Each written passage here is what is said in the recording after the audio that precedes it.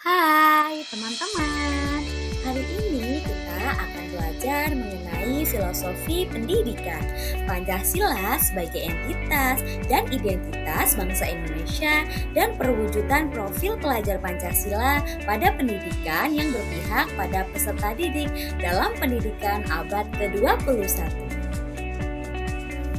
Sebelum itu ada pepatah, tak kenal maka tak sayang. Oleh karena itu, mari kita perkenalkan. Perkenalkan, nama saya Laili Sylvia Safitri. Saya adalah mahasiswa PPG Calon Guru Gelombang 2 tahun 2024. Saya berasal dari LPTK Universitas PGRI Kanjuruhan Malang. Oke, selamat datang teman-teman pada edukasi tentang Pancasila, dasar negara yang tidak hanya menjadi fondasi, tetapi juga identitas bangsa Indonesia yang beragam dan bersatu dalam kebinekaan. Kawan-kawan, Indonesia merupakan negara dengan berbagai keberagaman suku, budaya, bahasa, adat istiadat, dan lain sebagainya. Kawan-kawan, Indonesia merupakan negara dengan berbagai keberagaman. Dalam konteks ini, Pancasila dibagi menjadi dua fungsi, yaitu Pancasila sebagai entitas dan Pancasila sebagai identitas. Saat ini kita akan membahas terlebih dahulu mengenai Pancasila sebagai entitas. Pancasila adalah entitas yang menyatukan bangsa Indonesia dengan keberagamannya sebagai dasar negara. Ia lahir dari nilai-nilai luhur bangsa yang mencerminkan kepercayaan kepada Tuhan Yang Maha Esa, kemanusiaan, persatuan, demokrasi, dan keadilan sosial. Selanjutnya, yang kedua adalah Pancasila sebagai identitas, merupakan nilai-nilai luhur yang menjadi ciri khas karakteristik, sikap, dan penghayatan jiwa bangsa Indonesia. Setiap sila Pancasila memiliki nilai-nilai luhur yang harus didalami, dimaknai, dan diimplementasikan sebagai bentuk identitas bangsa Indonesia. Pancasila sebagai identitas bangsa Indonesia dibagi menjadi beberapa hal. Yang pertama, Pancasila sebagai dasar membangun identitas nasional. Yang kedua, Pancasila sebagai kepribadian bangsa.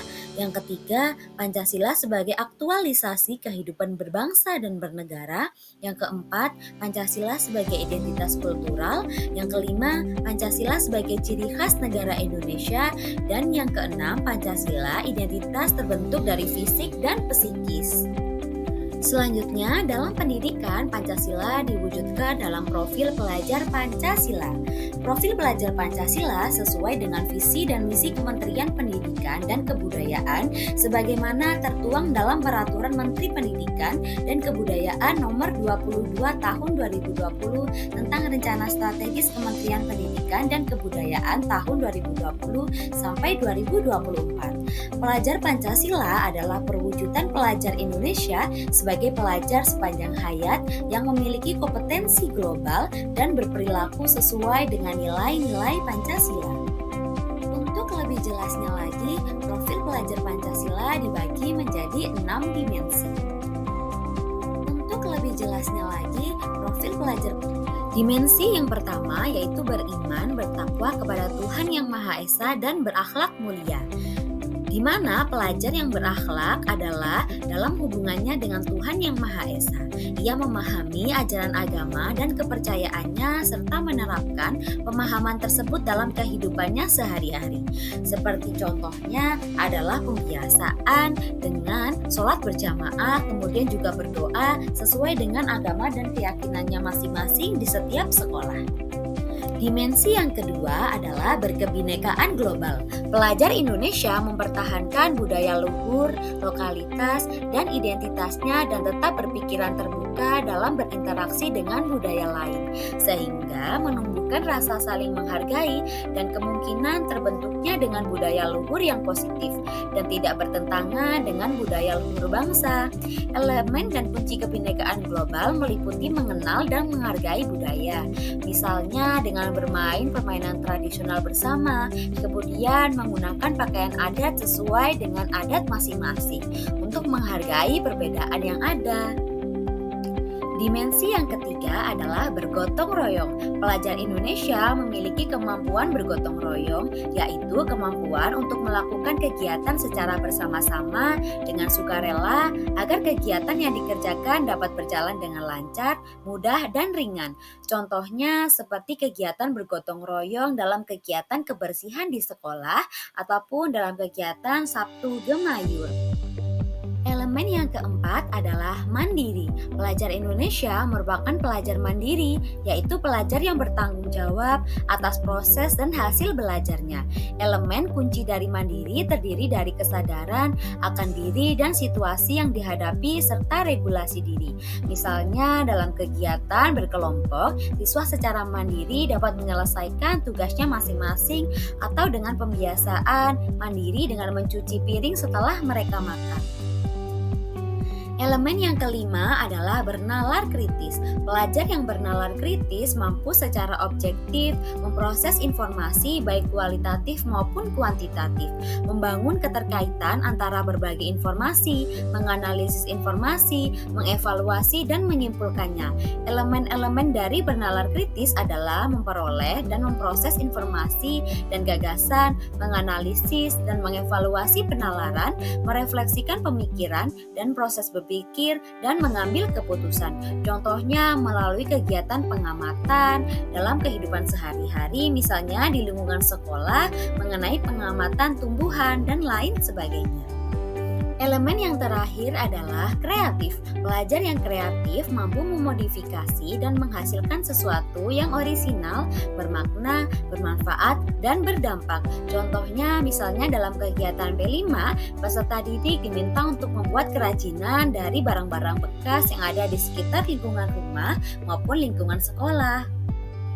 Setelah kita memahami 6 profil pelajar Pancasila, maka sekarang kita harus mengetahui Pancasila sebagai perwujudan profil pelajar Pancasila di abad yang ke-21. Yang pertama adalah Pancasila untuk menghadapi era globalisasi abad 21. Menghadapi era globalisasi yang memasukkan segala keberagaman yang ada di dunia, membuat pembelajaran Pancasila sebagai ideologi negara yang mengajarkan prinsip-prinsip kerukunan, saling bertoleransi, dan menghormati keberagaman dan hak setiap orang. Yang kedua adalah Pancasila untuk memperkuat karakter peserta didik di abad 21. Perkembangan zaman juga memberi dampak kepada degradasi karakter peserta didik yang mulai terpengaruh dengan budaya-budaya luar. Oleh karena itu, diperlukan pembelajaran Pancasila sebagai alat atau media untuk membentuk karakter dan identitas peserta didik yang bernilai luhur. Pancasila sebagai pembentuk karakter peserta didik yang mencakup ketuhanan, kemanusiaan, persatuan, dan keadilan sosial untuk menghadapi tantangan global. Ajarkan prinsip-prinsip kerukunan, saling bertoleransi, dan menghormati keberagaman dan hak setiap orang kepada peserta didik. Kemudian yang ketiga adalah Pancasila untuk meningkatkan rasa cinta tanah air di abad 21. Perkembangan zaman abad 21, pendidikan Pancasila juga dapat digunakan oleh peserta didik untuk meningkatkan rasa nasionalisme dan cinta tanah air. Semakin banyak masuknya budaya luar, peserta didik harus lebih diberikan penghayatan nilai-nilai Pancasila untuk menghargai demokrasi, musyawarah, dan partisipasi aktif dalam kehidupan sosial dan berpolitik. Kesimpulannya adalah keberagaman yang menjadi identitas bangsa adalah kekayaan yang perlu dijaga. Namun, tantangan seperti konflik sosial seringkali muncul akibat perbedaan. Pendidikan berbasis Pancasila menjadi solusi utama untuk menciptakan masyarakat yang adil, damai, dan bersatu.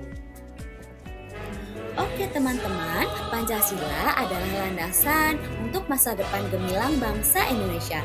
Oleh karena itu, mari kita jadikan Pancasila sebagai pegangan hidup dalam menjaga persatuan bangsa.